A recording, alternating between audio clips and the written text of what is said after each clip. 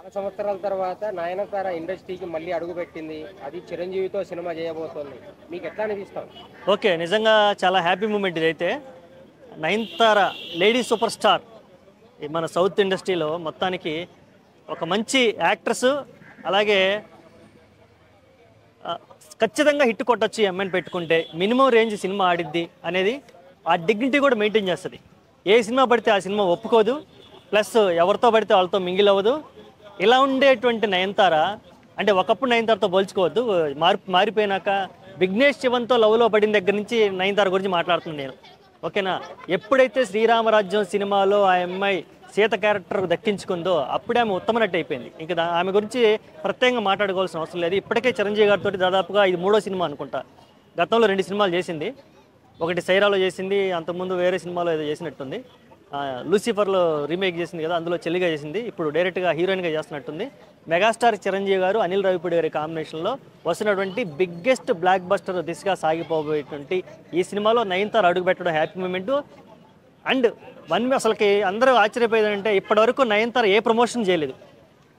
అలాంటి అనిల్ రావిపూడితోటి ఒక వీడియో చేసి సోషల్ మీడియాలో వదిలిందంటే సౌత్ ఇండియా కాదు ఇండియా మొత్తం షాక్ అవుతుంది. నేను యాక్ట్ చేస్తాను, డబ్బులు తీసుకుంటాను, వెళ్ళిపోతాను, నేను ప్రీ రిలీజ్ ఈవెంట్లకు రాను, ట్రైలర్ రిలీజ్ ఈవెంట్లకు రాను, ప్రమోషన్లకు రాను, ఇంటర్వ్యూలకు రాను, నాకు సంబంధం లేదనేటువంటి Nayanthara first time Anil Ravipudi and Chiranjeevi గారి సినిమాతోటి ఇలా సోషల్ మీడియాతో రావటము, అనిల్ రావిపూడి కూడా ఈ సంక్రాంతికి రఫ్ ఆడిద్దాం అనే టైటిల్తో రివీల్ చేయటము చాలా బాగుంది. మీ అందరికీ తెలియదేమో, అదే టైటిల్ సంక్రాంతికి రఫ్ ఆడిద్దాం అనేదే Chiranjeevi and Nayanthara title.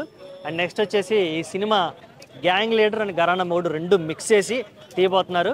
Anil Ravipudi mass, out of mass, అలాగే at the same time full comedy తోటి ఈ సంక్రాంతికి, మొన్న సంక్రాంతికి వస్తున్నంత సూపర్ డూపర్ హిట్ కొట్టాడు. మళ్ళీ రేపు సంక్రాంతికి రావడం కాదు, ఈసారి రఫ్ ఆడిస్తున్నాం అని చెప్తున్నారు. అనిల్ రావిపూడికి మళ్ళీ ఈసారి మరో హ్యాట్రిక్ దగ్గాలని కోరుకుందాం.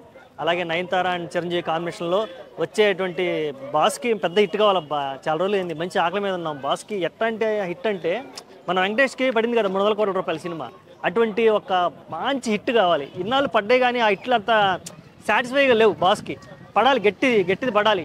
ఖైదీ నెంబర్ 1 నుంచి నేను వెయిట్ చేస్తున్నా, బాస్కి పడాలి. వాల్తేరు వీరయ్య ఓకే, కొంచెం అమ్మయ్య మంచి పడిందిరా అనిపించింది. తర్వాత అన్నీ లైట్ సినిమాలే పడ్డాయి కానీ ఆ పొలిటికల్ కెరీర్ తర్వాత పెద్ద సినిమా, మంచి సినిమా పడలేదు. ఈసారి మరి ఈ సినిమాతో అయినా ఒక మంచి సినిమా పడితే అబ్బా అన్నయ్య కామెడీ చేస్తే ఎలా ఉంటుంది, యాక్షన్ చేస్తే ఎలా ఉంటుంది, మాస్ క్యారెక్టర్ చేస్తే ఎలా ఉంటుంది అనే ఒక మంచి మాస్ మసాలా ఎంటర్టైనర్తో ఈ సినిమా అందరినీ అలరించాలని కోరుకుంటున్నా. Thank you.